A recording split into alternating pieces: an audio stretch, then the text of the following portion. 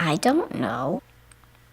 I guess it's to be so you can have fun and just be yourself and discover new things.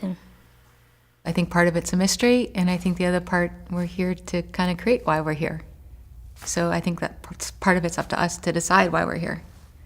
Whatever you choose to do with your life is your answer to why we're here. Are you here for a purpose? Yeah, you can be, and you can just spend your whole life eating Doritos and watching TV. It's like whatever you choose, whatever.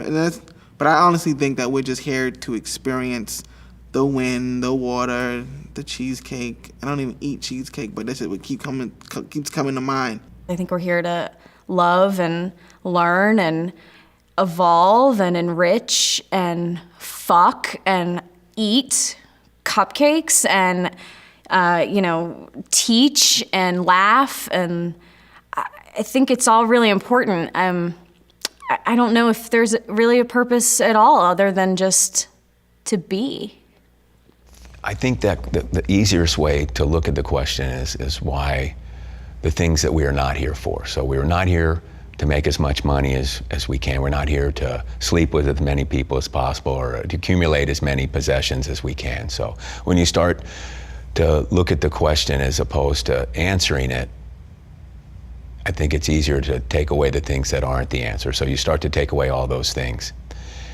And I think ultimately when you start to strip it all away, we've all been given these unique special gifts and talents, and it's up to you to use those gifts that you were given. So I think that we are ultimately put here to use these wonderful gifts and talents that we all have, these very special gifts. And so I think find your gift and share it with the world. Well, I'm very proud of being a mom. It makes me feel that this is what I was made for, almost. Like, every morning I wake up and I'm so happy to see his smiling face, and it's really nice to know that you are completely responsible for this child, but it's great. I love it. I'm so proud to be a mom. Be able to provide for a family and kids, and also see them grow up and be hopefully more successful than you are. So that's probably the most important thing to me, is being able to get through all that. Gosh, I don't want to be boring with this interview, but the most important thing in life is to love and to be loved. I sound like a movie. It was in the Moulin Rouge, right? But yeah, the greatest thing in this world is to be able to love and to receive it back and be okay with it. Happiness, absolutely happiness, and however you achieve that happiness. There's a ton of different ways and channels that different people find that happiness. Like for me, a big one is love and affection and attention, so happiness, for sure. And if you can achieve happiness, that's the most important thing in life. It has little to do with what you do or how you find it. It's how you feel about yourself and how you enjoy life. Listen, we only come this way once. So I think I've been very fortunate because I've experienced that from as long as I can remember. You can have joy, you can have kindness, you can have all of that stuff, but if you don't live who you were in this life, I think that's the one chance that you have. I feel like we have other chances in all kinds of ways.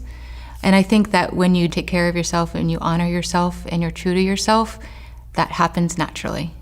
So to me, the starting point of that, the root of that, is knowing yourself first and then being brave enough to act on it. I think people that spend so much time crammed in a box or forcing themselves to be something they're not are never actually truly living. They're sort of playing a role, and so I definitely think the most important thing is actually just get out there and do it, even if it's something you never thought you would be interested in, even if it's something you know 100% you're not interested in it.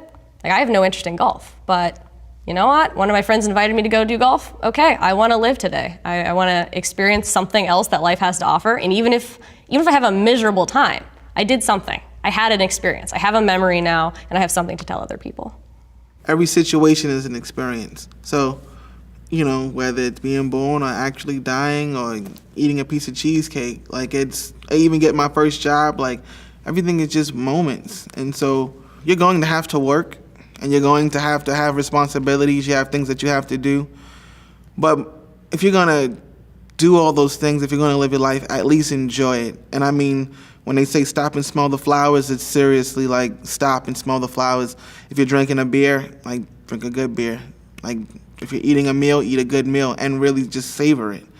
You know, because you're going to be stressed out. Like, it's a given. Someone's going to annoy you. You're going to get stressed out. You may hate a part of your job. There may some things that just may not agree in life. But if you can just really just find yourself enjoying it and the things that interest you. So, you know, people say you should be happy, and, you know, I totally believe that, but I think it's something of action. Like, you have to be proactive. So just consciously enjoying the small things in life will make for a better life.